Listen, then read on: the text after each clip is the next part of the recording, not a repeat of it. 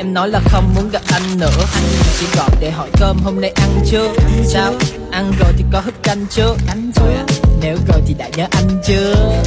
Em biết anh là thế mà đã thế em còn si, em còn nghĩ, em còn chắc làm chi. Anh biết anh nhưng cũng ghen trong mắt, bởi vì em chỉ có get for me. Baby nghe anh nói một lần được không? Tên anh hiện trên màn hình em có chụp không? Nếu em muốn ghét anh nói trước, tụi nó ghét anh ngoài kia cũng phải tốn gần chục năm. Vậy thì nếu em muốn đêm nay không ngủ, đừng gọi anh daddy, gọi anh ông chủ. Ngực câu mong thủ nhặt cây bút chì when I say you. If you see me calling, xin em không nhấn máy. Mà nếu như em lỡ nghe rồi thì cho anh xin nốt lần này âm nhưng mà when you see me calling.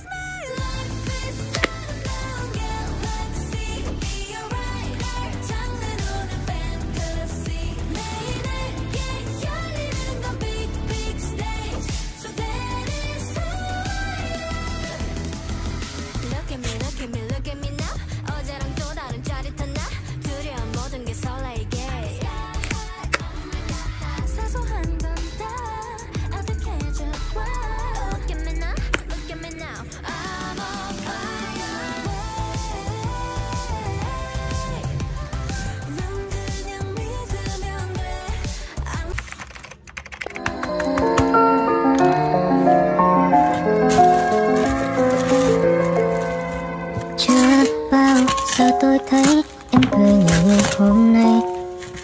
Chưa bao giờ tôi thấy mắt em long lanh thế này. Em say mê nói về anh ta, về cuộc hẹn hò ngày hôm qua. Người mà luôn làm em ngạc nhiên với những món quà.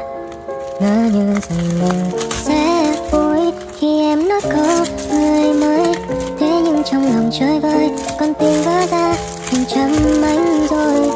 Chỉ là một giây buông tay, giờ đành lỡ nhau cả một đời. Em có thêm một ánh sao, tôi mất bầu trời. Muốn nói tôi vẫn còn yêu em, muốn giữ lấy đôi bờ vai em. Muốn nói em ơi đừng đi, đừng đi từ nơi có anh ta đang đứng chờ. Muốn nắm tay em một lần nữa, cùng quay về lại con phố xưa. Nụ hôn đầu tiên nhìn trao dưới mưa, em đã quên chưa.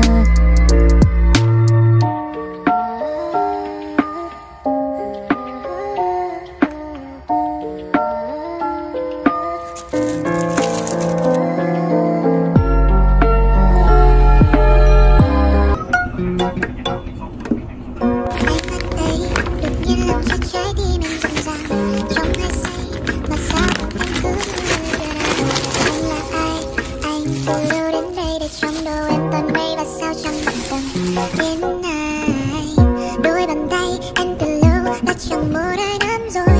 Hay là thôi đã chạm môi dây chuyện tình yêu đến thôi. Lúc vừa rồi ta nơi đây đang mơ vui chờ đợi mãi. Vì dường như em đã ngồi đến lớn mất rồi. Một ngày 24 giờ sáng đã trôi thật lâu quá trời. I'm falling in love with you, chẳng thể ngừng biết you, chẳng thể ngừng nói yêu. Sao hôm nay lại thành thế? Tại vì sau khi gặp anh thì em chẳng thể khóc lời. Sợ rằng nơi anh từ lâu đã. Anh không quan tâm ta đã có bao niềm đau, anh không quan tâm trên đời có rất nhiệm màu.